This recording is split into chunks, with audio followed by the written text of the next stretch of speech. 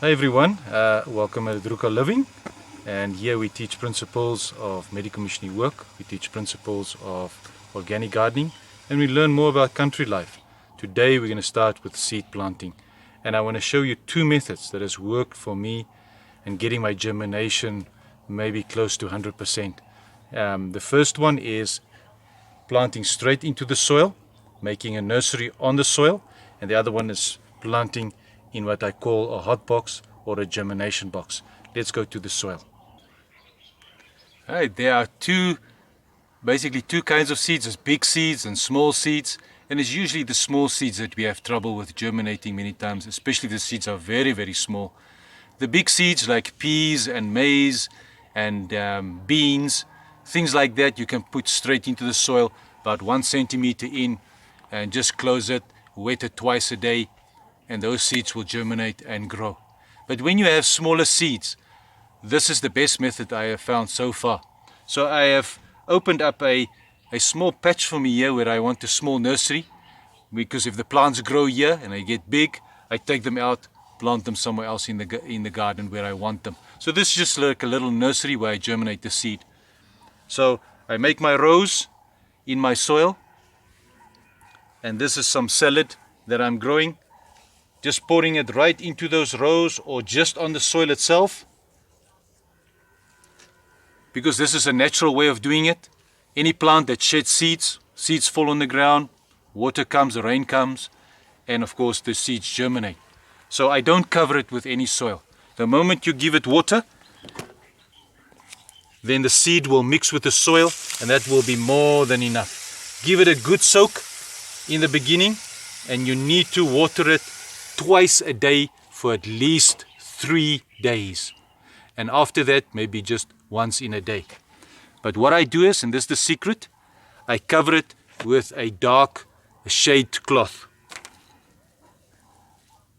as dark as possible, so that the seeds can germinate in the dark.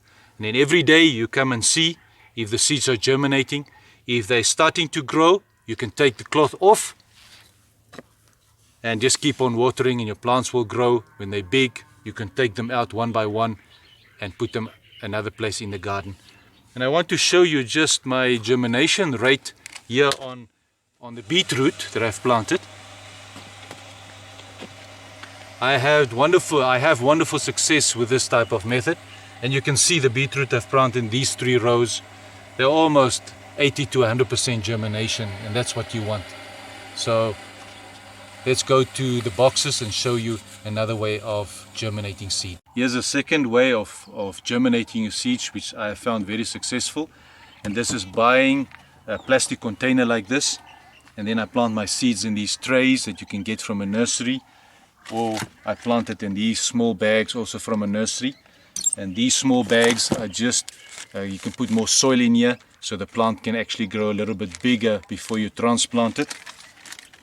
But you can use any small container, just poke holes in the bottom, and then plant your seed in the small containers as well. Now this is nicely for winter, all right, because this is like a hot box or a small room where it keeps hot inside, like a hothouse. So I jump ahead in winter, about the end of July here with us, when it's cold, because I cannot plant certain vegetables directly in the soil outside, because the frost will kill it. So I start germinating my seed in here, and then the seed will grow, the plants will grow for a month and a half, till about middle September, even end of September, and nothing happens to them. You can close them, and they stay nice and warm. And then when summer is ready, frost is gone, you can take these plants. You have gained 1.5 months on your growing season. Now remember, when you plant in here, you plant your seeds. Usually I plant about 2 to 3 seeds in one compartment of the tray, so that in case there's maybe 80% germination or 70% germination, then at least my trays are full. But when you plant your seeds in here, you also have to cover them, just as you've done on the ground itself. And just make sure there are holes at the bottom so that when you water over here, the water can drain. So you also water until you see the germination. If you see the germination of your seeds, just take off this and just close it every day so that you keep the heat inside and the plants will grow very nicely. Here's another hot box that I have built myself, just to keep it away from the insects and birds and rain and frost and things like that. Also to get ahead of the season as well. You can see here I've got some spinach in here, I've got some kale, and there are even some peppers that grow in hot season is busy coming up here as well. So this is very comfortable, and I found there's a lot of germination success on this type of method as well. In Matthew chapter 13, it says that God's word is the seed.